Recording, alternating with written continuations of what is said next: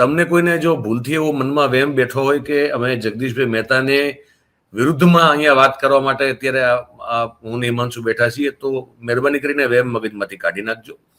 જગદીશભાઈ ને એમના જીવનમાં કઈ રીતે શું કરવું કેમ ન કરવું એ એમનો પોતાનો અંગત વિષય છે, અને એના કોઈ પણ એમના વલણ માટે અથવા તો એમના પ્રકારના પત્રકારત્વ માટે અમને કોઈ વ્યક્તિગત વાંધો છે નહીં, અમને હોય નહીં. અમે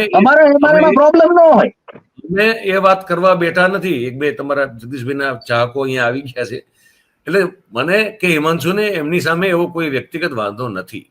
અમે ખાલી એ મુદ્દાનું વિશ્લેષણ કરવા માટે આજે તમારી સામે ઉપસ્થિત થયા કે પત્રકારત્વ જો ખરેખર કરતા હોઈએ તો આવું ન થાય.